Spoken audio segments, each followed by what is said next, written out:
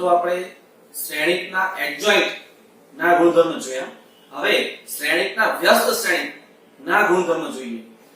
તો અહીંયા વ્યસ્ત શ્રેણિકના ગુણધર્મમાં પહેલો ગુણધર્મ, જો A સામાન્ય અને ચોરસ શ્રેણિક હોય. સામાન્ય એટલે determinant of A is not equal to 0. સામાન્ય અને ચોરસ શ્રેણિક હોય તો તેનો અનન્ય વ્યસ્ત શ્રેણિક મળે. અનન્ય વ્યસ્ત શ્રેણિક મતલબમાં કોઈ શ્રેણિકના વ્યસ્તનું અસ્તિત્વ હોય તો તે એક અને માત્ર એક જ વ્યસ્ત મળે. કોઈ શ્રેણિકના એકથી વધારે વ્યસ્ત શક્ય નથી. એટલે આ શું કહે છે? જો કોઈ શ્રેણિક સામાન્ય હોય મતલબમાં વ્યસ્ત સંપન્ન હોય. મતલબ વ્યસ્ત સંપન્ન એટલે શું? કે જે શ્રેણિકના વ્યસ્તનું અસ્તિત્વ હોય તે શ્રેણિકને વ્યસ્ત સંપન્ન કહેવાય. વ્યસ્ત સંપન્ન ક્યારે થાય? જ્યારે તે સામાન્ય શ્રેણિક હોય.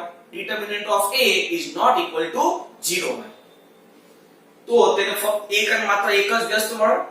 બીજો ગુણધર્મ શું કહે? જો A અને B વ્યસ્ત સંપન્ન શ્રેણિક હોય મતલબમાં A અને B બંનેના વ્યસ્તનું અસ્તિત્વ હોય તથા A into B પણ વ્યસ્ત સંપન્ન હોય એટલે A into B નું પણ વ્યસ્ત અસ્તિત્વ ધરાવતું હોય તો A into B whole inverse is equal to B inverse into A inverse. આ તો આપણે એક્ઝામ્પલ સાબિત કરેલો છે.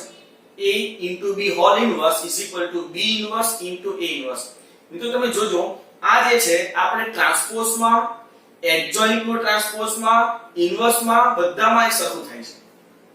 કોઈ પણ બે શ્રેણિકના ગુણાકારનો ટ્રાન્સપોઝ હોય તો આપણે શું કરતા હતા? તો કે અંદર જે મેટ્રિક્સ હોય તે અલ્ટર ચેન્જ થઈ જાય અને બંનેને અલગ અલગ ટ્રાન્સપોઝ લાગે. મતલબ A into B whole transpose is equal to B transpose into A transpose. આપણે હમણાં જોયું તો કે adjoint of AB whole transpose તો શું થાય? તો કે adjoint of B no transpose into adjoint of A no transpose. હવે અહીંયા A into B whole inverse is equal to B inverse into A inverse. બરાબર? આ ગુણધર્મ અહીંયા છે. ત્રીજો ગુણધર્મ, જો કોઈ શ્રેણિક A વ્યસ્ત સંપન્ન હોય, જો કોઈ શ્રેણિક A વ્યસ્ત સંપન્ન હોય એટલે કે શ્રેણિક A નું વ્યસ્ત અસ્તિત્વ ધરાવતું હોય તો તેનો ટ્રાન્સપોઝ એટલે કે A ટ્રાન્સપોઝ પણ વ્યસ્ત સંપન્ન હોય. કોઈ શ્રેણિક જો કોઈ શ્રેણિકના વ્યસ્ત સંપન્ન હોય તો એનો ટ્રાન્સપોઝ પણ વ્યસ્ત સંપન્ન થાય તથા A transpose whole inverse equal to A inverse whole transpose.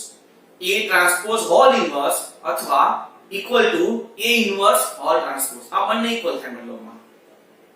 Next, જો A વ્યસ્ત સંપન્ન શ્રેણિક હોય તથા K કોઈ અચળાંક હોય, A વ્યસ્ત સંપન્ન શ્રેણિક હોય એટલે કે ઇન્વર્સ નું અસ્તિત્વ હોય અને K કોઈ અચળાંક હોય, કોઈ પણ કોન્સ્ટન્ટ, તો A raised to K whole inverse equal to A inverse whole raised to K. A inverse whole raised to K હોય અથવા A raised to K whole inverse હોય. હવે આનો ઉપયોગ ક્યાં કરી શકાય? તો આપણને એમ કે ભાઈ કોઈ પણ શ્રેણિક હોય તો એના ક્યુબ નો ઇન્વર્સ મેળવો. તો બે રીતે કરી શકો. તમે પ્લસ સ્ક્વેર કરો પછી ક્યુબ કરો પછી પાછું ઇન્વર્સ કરો અથવા કોઈને ઇન્વર્સ કરી પછી સ્ક્વેર અને ક્યુબ કરી શકો છો. અથવા તમે એને આમ પણ લખી શકો a raised to minus k, એ પણ લખાય. બરાબર? આ ખાસ ધ્યાન રાખવું. નેક્સ્ટ, જો A એ વ્યસ્ત સંપન્ન શ્રેણિક હોય તો A ઇન્વર્સ નો ઇન્વર્સ, સીધી વાત છે. A inverse નો inverse શું થાય? તે પોતે જ થાય is equal to A. Next, જો A વ્યસ્ત સંપન્ન શ્રેણિક હોય તો determinant of A inverse is equal to 1 upon determinant of A. આ ગુણધર્મ તમને MCQ માં બહુ કામ લાગે. આપણે એમ કે કોઈ મેટ્રિક્સ આપેલો છે તો તેના વ્યસ્ત શ્રેણિકનો determinant મેળવો. તો આપણે શું કરે? વ્યસ્ત શ્રેણિક મેળવાય. વ્યસ્ત શ્રેણિકમાં જુઓ તો ખરા, પહેલા તો એનું ડિટરમિનન્ટ મેળવવું પડે, પછી એનું એડજોઇન્ટ જોઈએ, પછી સૂત્રમાં કિંમત મૂકો એટલે ઇન્વર્સ મળે અને એનું પાછું ડિટરમિનન્ટ કરવાનું. આવું કરે? એના કરતા શું કરાય? ડિટરમિનન્ટ ઓફ A એટલે એને A મેળવી 1 upon ડિટરમિનન્ટ ઓફ A કરી નાખો તો તમને કોઈ વ્યસ્ત શ્રેણિકનું ડિટરમિનન્ટ મળી જાય. ઓકે? આગળ, જો A સામાન્ય વિકર્ણ શ્રેણિક હોય, સામાન્ય શ્રેણિક તો ખરું પણ વિકર્ણ શ્રેણિક હોય તો તેનો વ્યસ્ત પણ વિકર્ણ શ્રેણિક મળે. આપણે ટ્રાન્સપોઝમાં અને એડજોઇન્ટ માં પણ જોયું હતું કે વિકર્ણ શ્રેણિકનું એડજોઇન્ટ પણ વિકર્ણ શ્રેણિક હોય, તે જ રીતે કોઈ વિકર્ણનો વ્યસ્ત શ્રેણિક પણ વિકર્ણ હોય. હવે એ ડાયરેક્ટ આપણે એડજોઇન્ટ માં જોયું હતું ને કે ભાઈ વિકર્ણ શ્રેણિકનું એડજોઇન્ટ ડાયરેક્ટ કેવી રીતે લખવું, એ જ રીતે વ્યસ્ત શ્રેણિકમાં કોઈ પણ વ્યસ્ત શ્રેણિક મેળવવું હોય કોનું, વિકર્ણ શ્રેણિકનું, તો એ કઈ રીતે ડાયરેક્ટ લખાય એનું ઉદાહરણ લખી દેજો. જો a0 0 0 b0 0 0 c આ હોવું જોઈએ ને, ડિટરમિનન્ટ of a is not equal to 0, તેના વ્યસ્તનું અસ્તિત્વ તો હોવું છે, હોય તો જ મળે ને. તો એનું વ્યસ્ત શું થાય, આ જે વિકર્ણના ઘટકો છે ને એ વ્યસ્ત કરી નાખો. 1 upon a 0 0 0 1 upon b 0 0 0 1 upon c. બસ આટલી સિમ્પલ. એના જે વિકર્ણ છે એ વિકર્ણના ઘટકોને જો વ્યસ્ત કરી નાખીએ તો કોઈ પણ વિકર્ણ શ્રેણિકનું વ્યસ્ત શ્રેણિક આપણને મળી જાય. બરાબર. તો સૌપ્રથમ તમે પહેલા આટલું બોર્ડ લખી લો.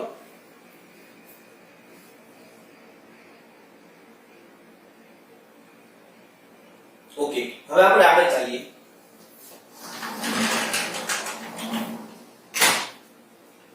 મિત્રો આપણે એક્ઝામ્પલ જોઈએ. જો a અને b સમાન કક્ષાવાળા, કક્ષા કેવી હોવી જોઈએ, સમાન કક્ષાવાળા સમમિત, જો ધ્યાન રાખજો, સમમિત અને સામાન્ય. સમમિત હોય, આ સમમિત એટલે શું, તો કે a ટ્રાન્સપોઝ a થાય તો a ને સમમિત કહેવાય. અને સામાન્ય શ્રેણિક એટલે શું, તો determinant of a is not equal to 0. બટોમાં a અને b બંને સમમિત હોય અને સામાન્ય શ્રેણિક હોય તથા a into b equal to b અને a inverse into b inverse નું અસ્તિત્વ હોય તો a inverse into b inverse એ સમમિત શ્રેણિક છે તેવું આપણે સાબિત કરવું છે. into a inverse into b inverse સમમિત શ્રેણિક આપણે સાબિત કરવું છે. હવે આ MCQ સ્વરૂપમાં આવું પૂછી શકાય કે a inverse into b inverse equal to ખાલી જગ્યા આપણને ઓપ્શનમાં આપ્યું હોય સમમિત, વિસમમિત, હાર્મિશિયન, સ્ક્યુ હાર્મિશિયન, આવું આપણને કીધું હોય. હવે સમમિત અહીંયા તો કીધું છે, સમમિત ચેક કરવું છે તો આપણને ખબર છે કે a inverse into b inverse whole transpose થી શરૂ કરવું પડશે અને આન્સરમાં શું લાવવું પડશે, a inverse into b inverse.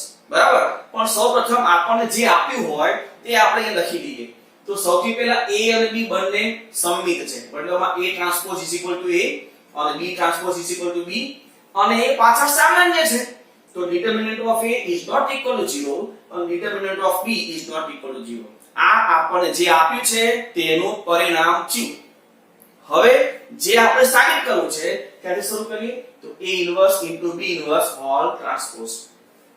હવે ટ્રાન્સપોઝ ના આપણને ખબર છે કે a into b whole transpose હોય તો આપણે શું કરતા, તો કે b transpose into a transpose થાય ને.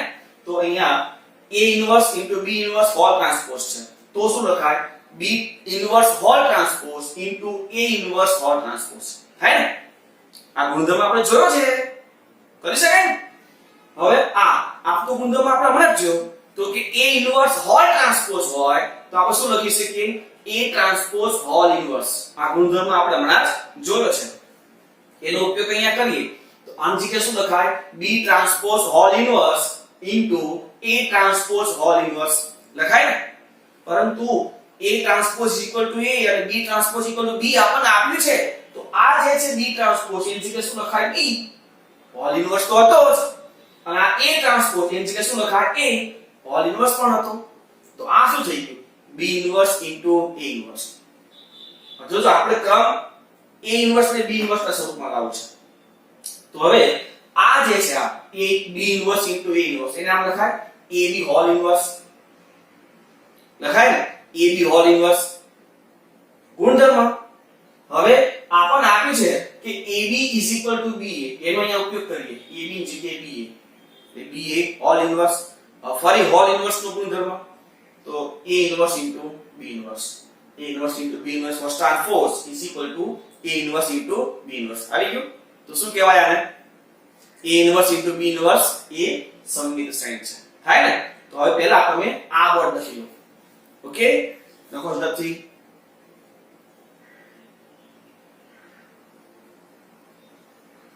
ઓકે, હવે આગળ વધીએ.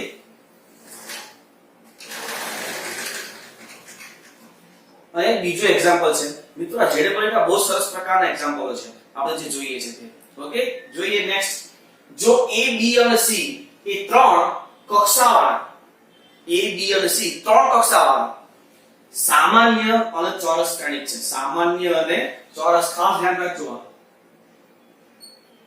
અને ચોરસ તો સામાન્ય એટલે ખબર છે કે ત્રણેયના ડિટરમિનન્ટ નોટ ઇક્વલ ટુ 0 હોવું જોઈએ. અને ચોરસ કક્ષા, ત્રણ કક્ષા કીધી છે આપણે 3/3, તથા a square equal to a inverse અને b equal to b a raise to 8, b બરાબર a ની 8 ઘાત અને c is equal to a square, આવું આપણને આપ્યું છે. તો ડિટરમિનન્ટ ઓફ b c મેળવવું છે. b c નું નિશ્ચાયક એ આપણે મેળવવું છે.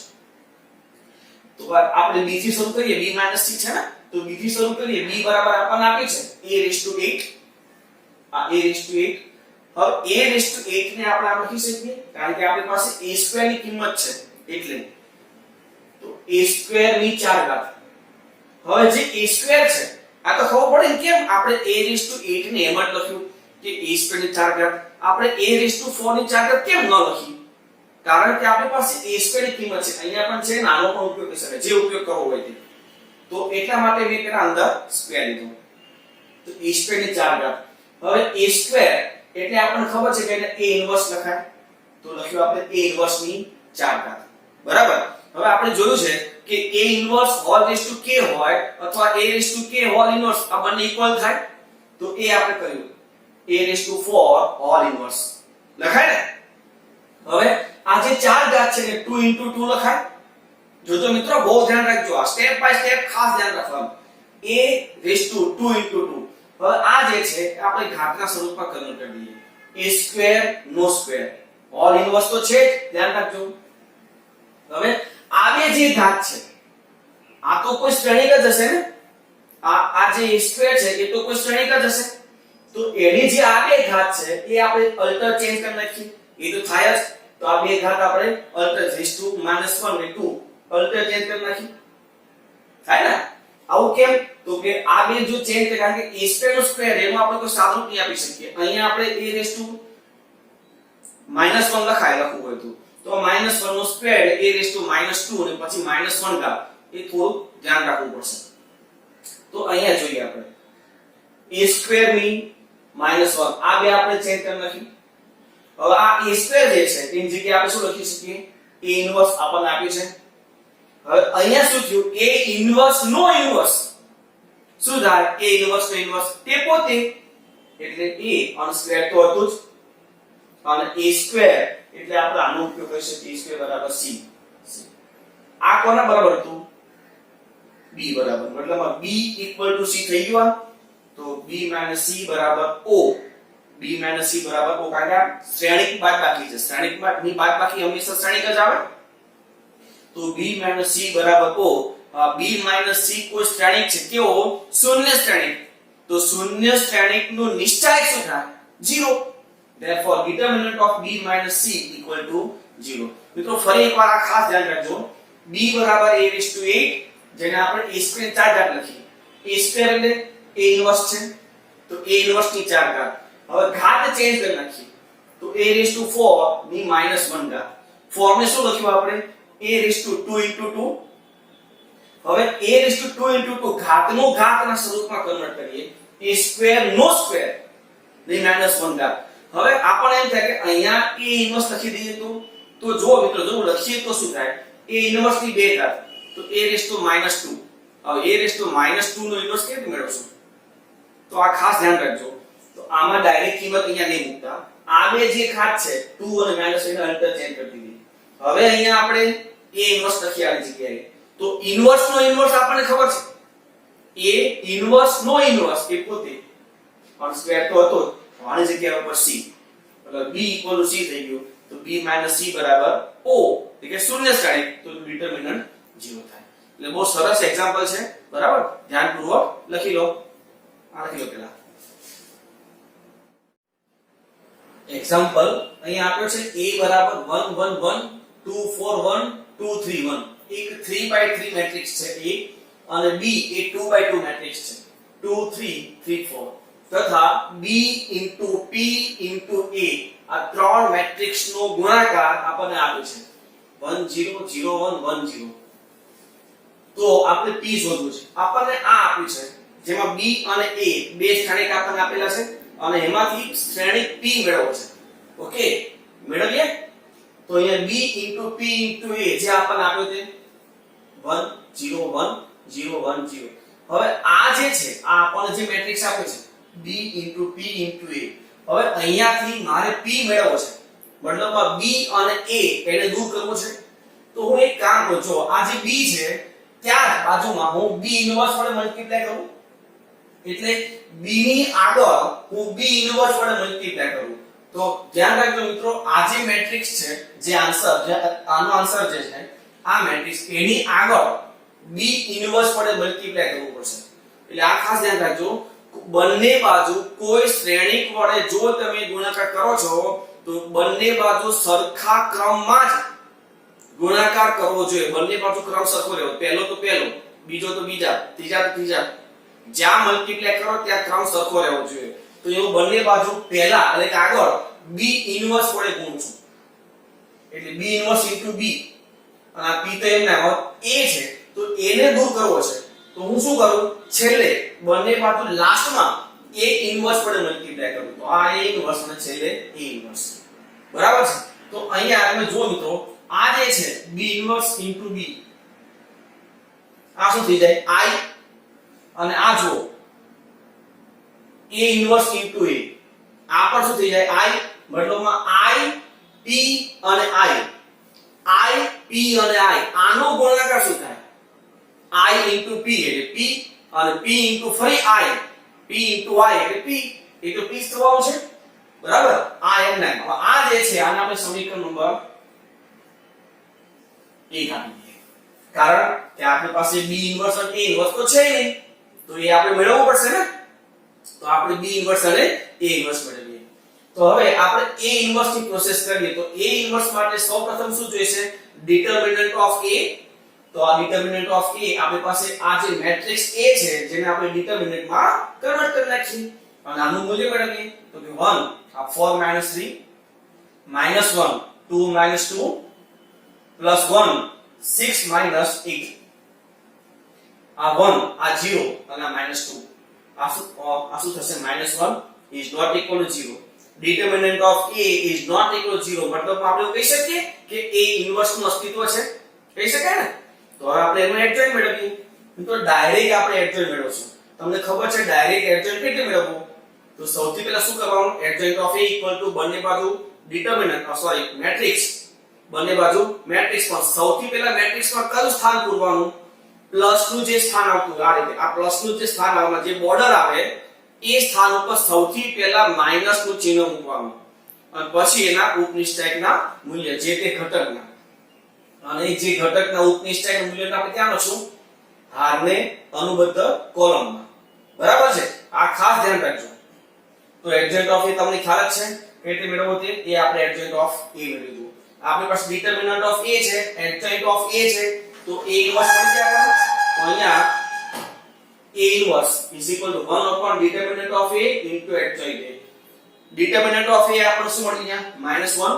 તો આ 1 upon -1 into adjoint of A. આ માઈનસ અંદર મલ્ટીપ્લાય. ધ્યાન રાખજો આપણે મેટ્રિક્સ માં -1 ને ગુણીએ છીએ, મતલબ એના તમામ ઘટકોમાં માઈનસ વડે આપણે ગુણવું પડશે. A inverse મળી ગયો. હવે A inverse તો મળી ગયો, પણ શું જોઈશે, B inverse. તો B inverse ની પ્રોસેસમાં સૌથી પહેલા determinant of B, તો આ ડિટરમિનન્ટ ઓફ B, આપણને જે મેટ્રિક્સ D આપ્યો છે એને નિશ્ચયકમાં આપણે ફેરવીએ. તો આ શું થશે, જો 8 - 9 એટલે -1, એ પણ નોટ ઇક્વલ 0. મતલબ અહીંયા પણ હું કહી શકું કે B ઇન્વર્સ નું અસ્તિત્વ છે, કહી શકાય ને. તો આપણે એડજોઇન્ટ ઓફ B, તો એડજોઇન્ટ ઓફ B અહીંયા 2 by 2 મેટ્રિક્સ છે, તો 2 by 2 મેટ્રિક્સ માં એડજોઇન્ટ ઓફ B કેવી મેળવવું, તો એના જે અગ્ર વિકર્ણ છે એ અગ્ર વિકર્ણના ઘટકોની અદલાબદલી અને બીજો જે વિકર્ણ છે તેના ઘટકો વિરોધી કરવાના. તો જો આપણી પાસે આ મેટ્રિક્સ છે તો એના અગ્ર વિકર્ણ 2 અને 4 છે, મેં શું કરી દીધું 4 અને 2. બીજો વિકર્ણ 3 અને 3, તો બંને શું કરી દીધું -3 -3. determinant of p મળી ગયું, adjoint of b મળી ગયું, તો b inverse 1 upon determinant of b into adjoint of b, તો 1 upon -1 અને આપણો adjoint of b -1 અંદર લઈ લઈએ, તો જે પ્લસ હોય તે માઈનસ થાય, જે માઈનસ હોય તો પ્લસ થઈ જાય, તો આ મળી ગયું આપણને b ઇન્વર્સ. a ઇન્વર્સ હતું, b ઇન્વર્સ મળી ગયું, જેને આપણે ક્યાં મૂકી દઈએ સમીકરણ નંબર 1 માં. તો સમીકરણ 1 પરથી p બરાબર અહીંયા સૌથી પહેલા શું છે b ઇન્વર્સ, તો આપણે અહીંયા b ઇન્વર્સ મૂકશું આ, પછી આપણો મેટ્રિક્સ જે આપ્યો છે તે અહીંયા, અને પછી a ઇન્વર્સ છે, તો અને છેલ્લે a ઇન્વર્સ આપણને પેલો જે મળ્યો તે. હવે આ ત્રણ મેટ્રિક્સ નો વારાફરતી ગુણાકાર કરીએ, તો પહેલા બે મેટ્રિક્સ નો ગુણાકાર શું થશે, જો -4 0 અને -4 0 3, તો 3 -4 0, તો -4, और બીજી હાર તો 3 0 એટલે 3 0 -2 એટલે -2 3 0 એટલે 3. આ પહેલા બે મેટ્રિક્સ નો ગુણાકાર, આ છેલ્લો મેટ્રિક્સ છે.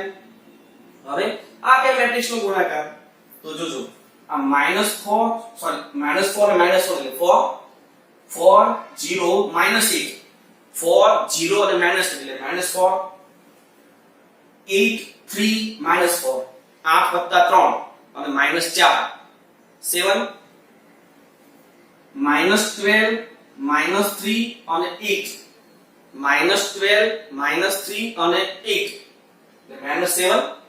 આ પહેલી હાર પૂરી. હવે બીજી હાર -3 0 અને 6, -3 0 અને 6 સરળો શું થાય 3, -6 -2 અને 3, -6 -2 અને 3 શું થાય સાદું, એનો સરવાળો -5, 9 2 અને -6, 9 + 2 એટલે 11, 11 - 6 એટલે 5. તો આ આપણો આન્સર ફાઇનલ, જે આપણો કયો શ્રેણિક છે p, જે આપણે મેળવવાનો છે. ઓકે મિત્રો, તો એ એડજોઇન્ટ અને a ઇન્વર્સ ના ટોપિક ના ગુણધર્મ અને એના એક્ઝામ્પલ પણ ક્લિયર થાય છે. તો થોડા એના ગુણધર્મ પર જે MCQ અને જે દાખલા મેં શોધીને મૂકેલા છે એ તમને હું ટ્રાય કરવા માટે આપી રહ્યો છું. તો એ આપણે લખીએ, પણ પહેલા તમે આ લખી લો.